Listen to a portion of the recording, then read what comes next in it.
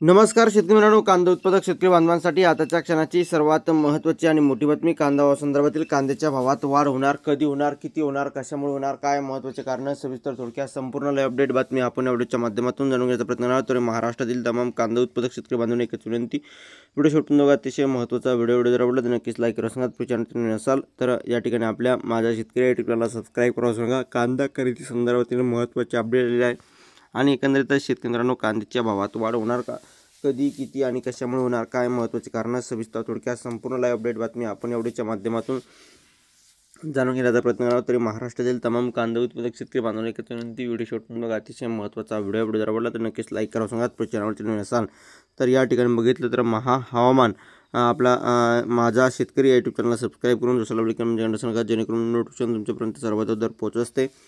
चला तर मित्रांनो व्हिडिओला सुरुवात करतो आहे. जसे की तुम्ही या ठिकाणी स्क्रीनवर बघतच आहात, अत्यंत महत्त्वाचे अपडेट आहे.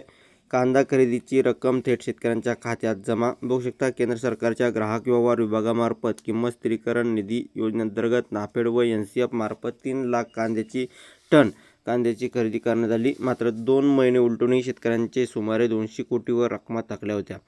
सणासुदीच्या शेतकऱ्यांची आर्थिक कोंडी झाली होती. शेतकऱ्यांचा संताप व्यक्त केल्यानंतर अखेर केंद्र सरकारने ग्राहक व्यवहार विभागाला जाग आली असून कांदा खरेदीचे पैसे थेट शेतकऱ्यांच्या खात्यात वर्ग करण्यास सुरुवात झाली आहे.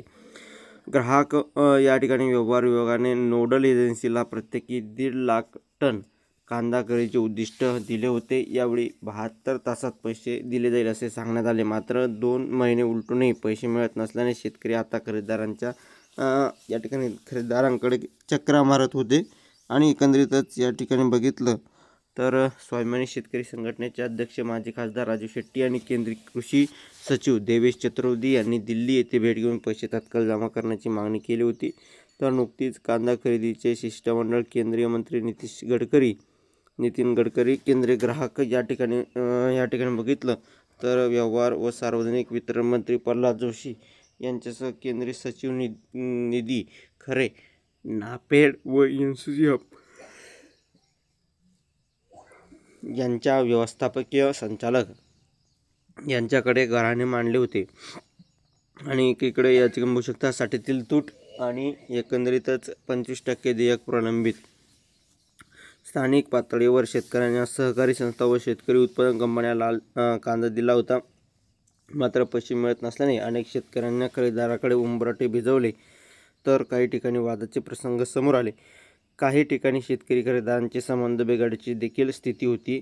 खरेदी प्रक्रियेतील देयकांचा शब्द पाळला न गेल्याने सरकार टीकेचे धनी झाले होते. मात्र अजूनही खरेदी व प्रत्यक्ष साठ्यात तफावत असल्याने अद्यापही 75% देयक अदा तर 25% देयक प्रलंबित ठेवल्याचा माहिती पुढे येत आहे. आणि अशा प्रकारची ही महत्त्वाची अपडेट आहे. धन्यवाद मित्रांनो, माझा व्हिडिओ शेवटपर्यंत बघितला. माहितीपूर्ण कांदा बाजाराच्या अपडेट्स तोपर्यंत तेच थांबतोय. जास्तीत जास्त कांदा उत्पादक शेतकरी बांधवांपर्यंत हा व्हिडिओ नक्की शेअर करा, व्हॉट्सअप, फेसबुक आणि सोशल मीडियाच्या माध्यमातून. धन्यवाद मित्रांनो, माझा व्हिडिओ शेवटपर्यंत व्हिडिओ माहितीपूर्ण कांदा बाजाराच्या अपडेट्स तोपर्यंत इथेच थांबतो. जास्तीत जास्त व्हिडिओ नक्की शेअर करावा ही विनंती महाराष्ट्रातील कांदा उत्पादक शेतकरी बांधवांसाठी आहे. तर भेटूया पुढील व्हिडिओमध्ये असे का माहितीपूर्ण कांदा बाजार अपडेट्स. तोपर्यंत